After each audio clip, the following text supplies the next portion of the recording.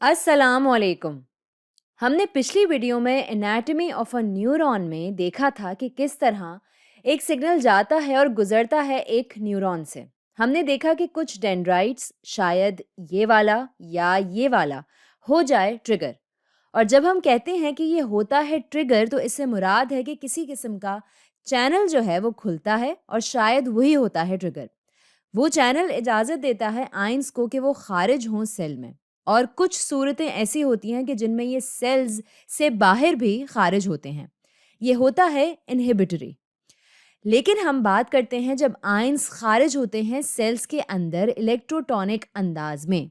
ये तब्दील कर देता है चार्ज या वोल्टेज ग्रेडियंट मेम्ब्रेन में। और अगर इसका असर इस वोल्टेज ग्रेडियंट में तब्दीली का असर एक्सन हिलक के लिए पूरा है इस थ्रेशोल्ड पर पहुंचने के लिए, तो ऐसे में यहाँ पर जो सोडियम चैनल्स हैं ये खोलेंगे। सोडियम अंदर आएगा और फिर हमारे पास ऐसी सूरत बन जाएगी कि जिसमें वोल्टेज जो है वो हो जाएगा पॉजिटिव।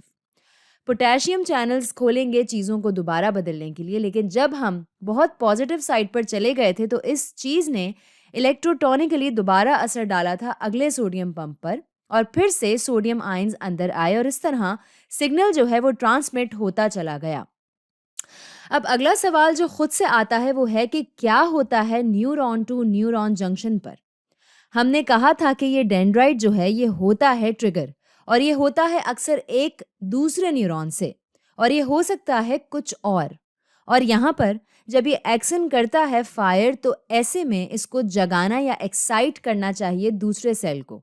ये हो सकता है मसल सेल या फिर ये भी होता है दूसरा न्यूरॉन। तो ऐसा ये कैसे करता है? तो ये है टर्मिनल एंड या टर्मिनल सिरा एक्सॉन का और ये हो सकता है डेंड्राइट दूसरे न्यूरॉन का। यहाँ तो ये है एक और न्यूरॉन यहाँ। तो ये है दूसरा न्यूरॉन अपने एक्सॉन के साथ, इसका अपना सेल। तो ये ट्रिगर करेगा इस डेंड्राइट को यहाँ। तो अब सवाल ये है कि ये होता कैसे है? कैसे जाता है सिग्नल एक न्यूरॉन के एक्सॉन से दूसरे न्यूरॉन के डेंड्राइट तक? ज़रूरी नहीं है कि हर दफ़ा ये जाए एक एक्सॉन से दूसरे डेंड्राइट तक, लेकिन अक्सर यही देखने को मिलता है। आप जा सकते हैं एक्सॉन से एक्सॉन तक और डेंड्राइट से डेंड्राइट तक और एक्सॉन से सोमा तक भी।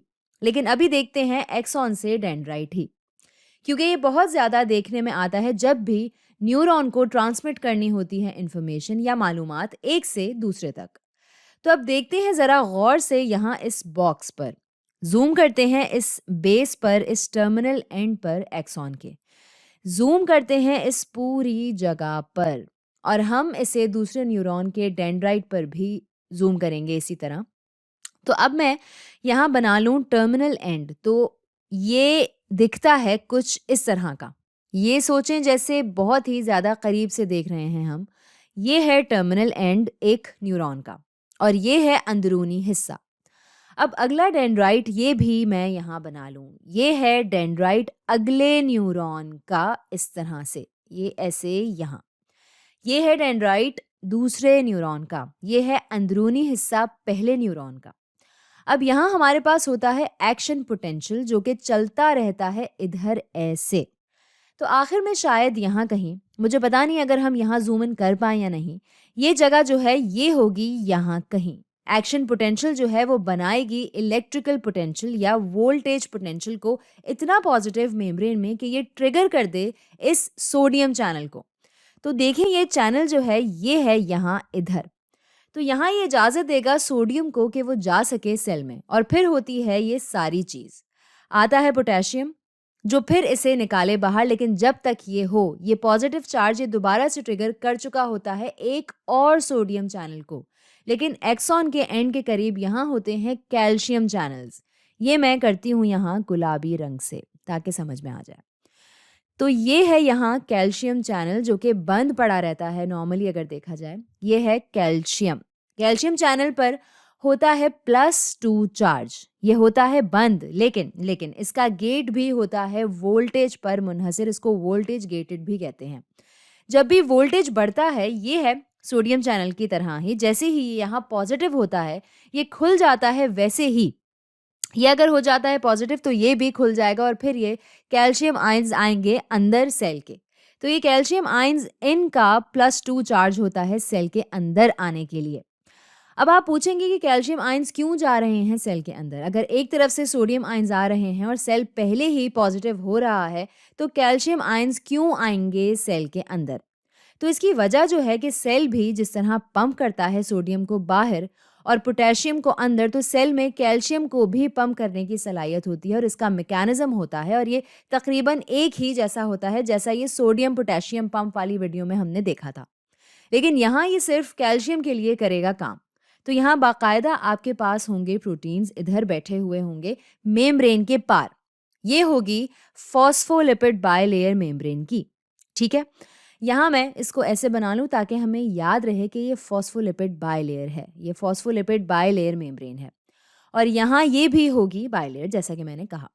तो यहाँ कैल्शियम आयन पंप्स भी मौजूद होते हैं जो कि सबसेट्स होते हैं एटीपीएजेस के, बिल्कुल सोडियम पोटेशियम पंप की तरह।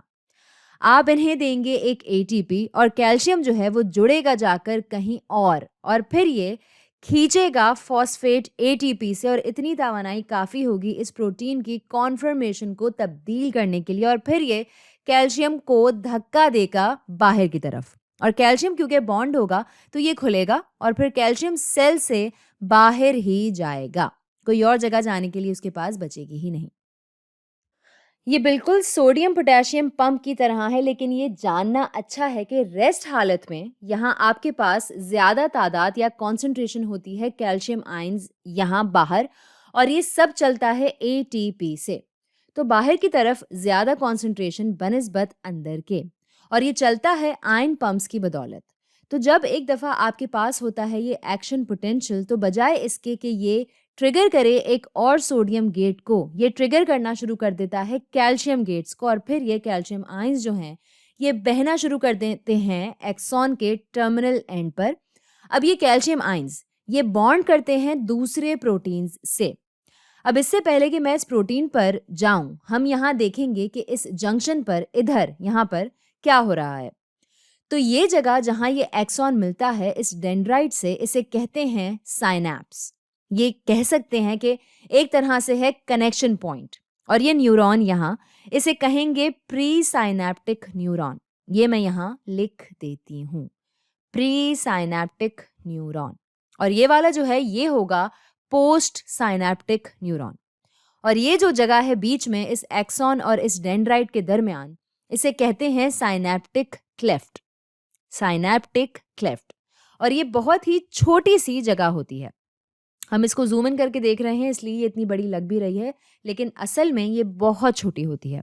और इस वीडियो में हम बात कर रहे हैं केमिकल साइनैप्स की। आमतौर पर जब लोग बात करते हैं साइनैप्सिस की, इसको साइनैप्सीज भी कहा जाता है।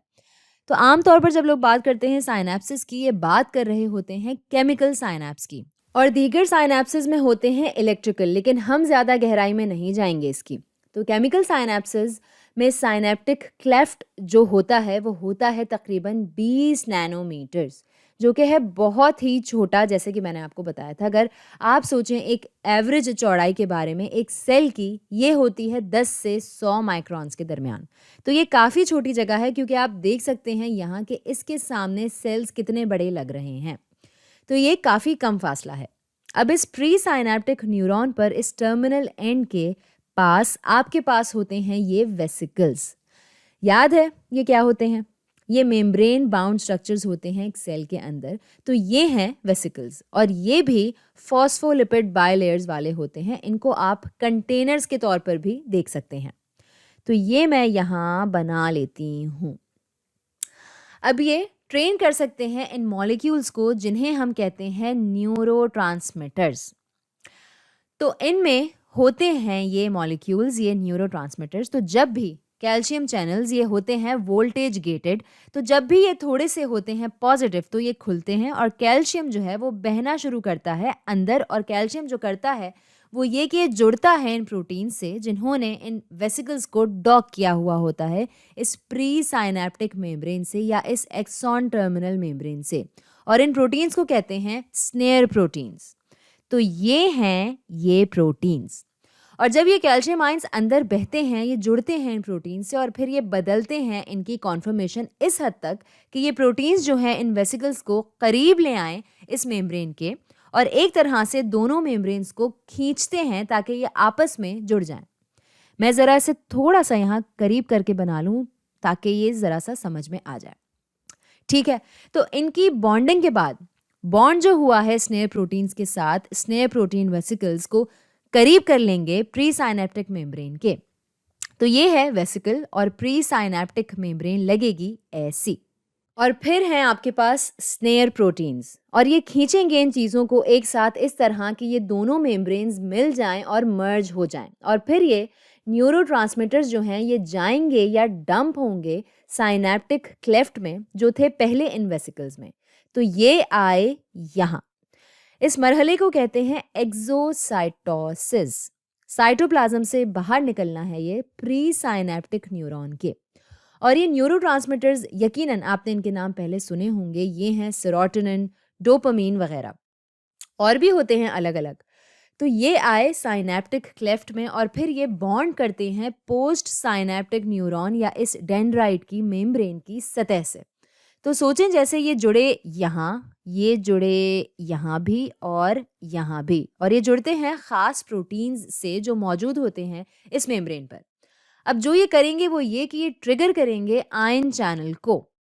तो कह लें कि ये न्यूरॉन जो है ये जगा रहा है या एक्साइट कर रहा है इस डेंड्राइट को। तो जब ये न्यूरोट्रांसमीटर जुड़ता है इस मेम्ब्रेन से तो शायद हो सकता है कि सोडियम चैनल जो है वो खुले। तो अब वोल्टेज गेटेड होने के बजाय ये होगा न्यूरोट्रांसमीटर गेटेड और फिर यहाँ से सोडियम जाएगा अंदर और जैसा कि हमने पहले कहा था और देखा था कि फिर ये हो जाएगा पॉजिटिव और अगर ये इतना पॉजिटिव हो जाता है कि ये बढ़ा दे पोटेंशियल को इलेक्ट्रोटोनिकली और फिर हो एक और न्यूरॉन स्टिमुलेट। तो ये होता है इस तरह ही, लेकिन इसमें उलट भी हो सकता है, याद रखें ये इनहिबिटरी भी हो सकता है।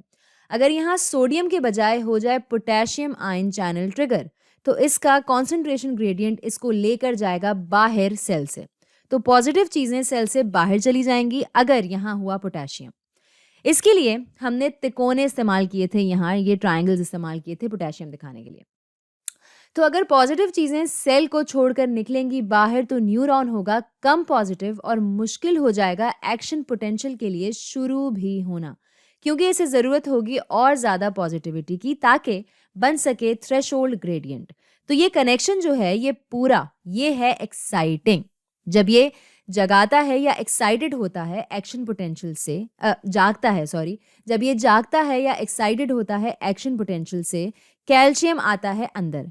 ये वेसिकल्स अपना मवाद डालते हैं साइनेप्टिक क्लेफ्ट में और फिर यहाँ खुलते हैं सोडियम गेट्स और फिर होता है स्टिमुलेट दूसरा न्यूरॉन।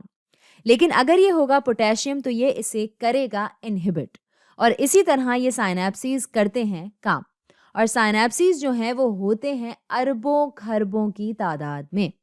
अगर हम सिर्फ हमारे सेरेब्रल कॉर्टेक्स की बात करें तो इसमें अकेले ही 100 से 500 ट्रिलियन साइनेप्सीज मौजूद हैं और जो वजह है इतनी बड़ी तादाद की वो है कि एक न्यूरॉन जो है वो बनाता है बहुत बहुत बहुत सारे साइनेप्सीज। अगर ये असल सेल की ड्राइंग हो तो इसमें साइनेप्सिस यहाँ भी होंगे, यहाँ भी होंगे, यहाँ भी होंगे और यहाँ भी होंगे। तो यहाँ हैं बहुत बहुत बहुत सारे साइनेप्सीज और इनके कनेक्टिंग साइनेप्सीज और ये वो चीज़ है जो एक इंसानी दिमाग को इसकी कॉम्प्लेक्सिटी देती है। तो आज के लिए इतना ही।